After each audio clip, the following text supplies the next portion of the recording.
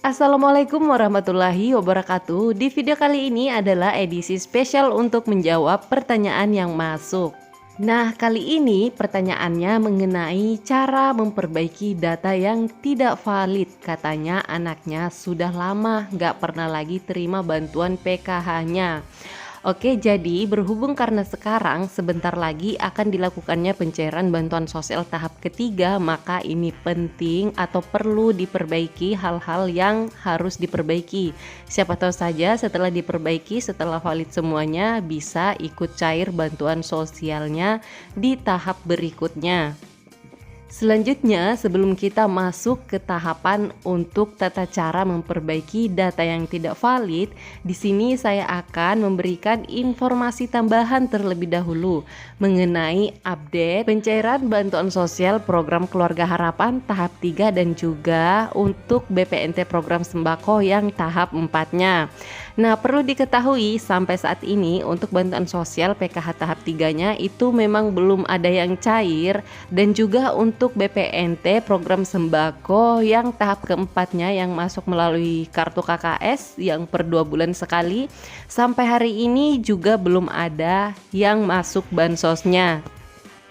Tapi ada kabar baik nih, karena dari informasi sesama teman sejawat saya, sesama pendamping sosial dari beberapa daerah, ternyata sudah ada beberapa yang statusnya di 6NG KPM itu sudah mulai berubah perlahan satu persatu menjadi TW3 atau triwulan 3. Tapi ini belum merata ke semua daerah. Begitu juga di daerah saya khususnya, sampai hari ini untuk status KPM di 6NG itu belum ada yang berubah menjadi TW3.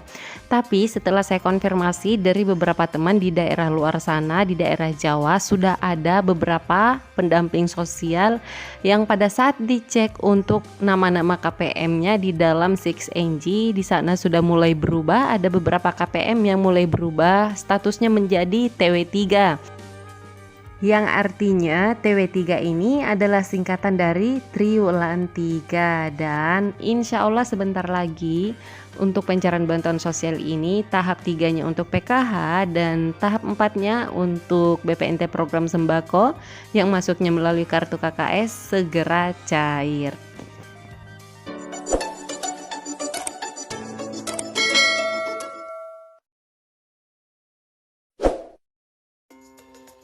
Oke, sekarang lanjut kita kembali ke topik mengenai cara untuk mengurus atau memperbaiki data yang tidak valid.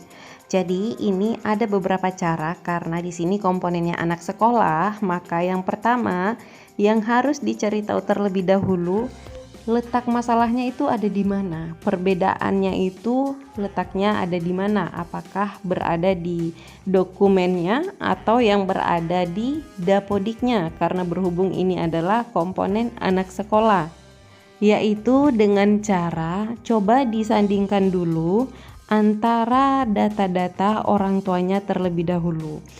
Data-data yang namanya tercantum sebagai pengurus, yaitu biasanya ibunya. Nah, misalnya nih ibunya punya kartu KKS, punya buku tabungan juga biasanya, dan juga KTP kartu keluarganya. Untuk keempat ini disandingkan terlebih dahulu. Cari tahu di sana bedanya di mana. Untuk namanya diperhatikan apakah terdapat salah satu perbedaan nama, pengejaannya, atau mungkin spasi, atau mungkin titik, atau tanda baca lainnya. Itu juga bisa jadi penyebab bansosnya tidak masuk jika terdapat perbedaan sedikit pun pada data diri pengurusnya. Selanjutnya, ketika dicek semuanya, ternyata di sana ditemukan perbedaan satu huruf di namanya, atau mungkin tempat tanggal lahirnya yang beda, atau bahkan ada beberapa KPM kasusnya NIK-nya itu berbeda antara NIK yang ada di KTP dan juga NIK yang ada di DTKS atau yang berada di database-nya Bansos. Nah, karena Bapak Ibu tidak bisa mengakses langsung DTKS ini, tidak bisa mengetahui di sana data-data dirinya Bapak Ibu, maka patokannya adalah buku tabungan dan juga kartu KKS. Nah, di sana biasanya di dalam buku tabungan tercantum namanya Bapak Ibu dan juga NIK-nya yang terdaftar di database Bansos. Jadi coba disamakan antara NIK-nya yang tercantum di situ di buku tabungan dan juga yang ada di KTP, apakah sama atau beda, atau namanya mungkin namanya Bapak Ibu yang ada di buku tabungan dan juga di KTP, apakah sama atau terdapat perbedaan. Nah, setelah ditemukan di sana ternyata ada perbedaan nama atau NIK, maka segera perbaiki dulu. Caranya diperbaiki yang mana? Maka perbaiki yang salah. Kalau dianggap yang benar itu adalah di KTP, maka suruh mutakhirkan datanya yang ada di DTKS. Tapi kalau dirasa yang benar itu di DTKS, tapi ini sulit ya, kalau untuk KTP mau dirubah, apalagi kalau sudah iktp mau dirubah, itu sulit untuk dirubah. Kalau yang mau dirubah itu adalah NIK-nya, tapi kalau yang mau dirubah adalah namanya atau mungkin tanggal lahirnya, itu bisa aja dirubah di Capil selagi ada dokumen dasarnya. Selanjutnya, setelah diperbaiki data diri pengurusnya, pengurus bansosnya, lanjut untuk ngecek lagi data diri anaknya yang terdaftar sebagai komponen PKH. Nah, karena anaknya ini adalah komponen pendidikan, maka yang perlu dipastikan juga adalah data diri anaknya Bapak Ibu itu yang ada di Dapodik sekolah. Apakah di sana sudah sama namanya dengan yang ada di DTKS? Karena jika terdapat perbedaan nama yang ada di Dapodik sekolah dan juga nama yang ada di DTKS, maka ini data anaknya Bapak Ibu tidak bisa terbaca di pusat, sehingga dianggap Bapak Ibu itu anaknya tidak bersekolah. Makanya salah satu penyebab bansos tidak masuk itu biasanya seperti ini. Anaknya sekolah sebenarnya di lapangan, tapi berhubung karena data anaknya itu di Dapodik, tidak sinkron, tidak padan antara Dapodik dan juga Capil, sehingga tidak dapat terbaca di pusat sebagai anak sekolah. Akhirnya menyebabkan bansosnya tidak masuk. Jadi ini saya akan bercerita sedikit. Ini adalah salah satu KPM saya yang baru aja kemarin bansosnya itu masuk melalui PT Pos untuk PKH tahap 2-nya. Namanya masuk sebagai penerima PKH susulan. Disebabkan karena KPM saya ini sebenarnya sudah beberapa tahap bansosnya itu tidak masuk, sekitar 2 tahap ya, selama tahun 2023 ini bansosnya tidak masuk. Tapi untuk di tahap 2 ini, alhamdulillah bisa masuk bansosnya di penerima PKH susulan. Nah, penyebabnya adalah KPM saya ini NIK-nya berbeda antara NIK yang ada di KTP dan juga yang ada di DTKS. Tapi kali ini masuk namanya sebagai penerima bantuan sosial susulan karena bansosnya itu masuk melalui PT Pos.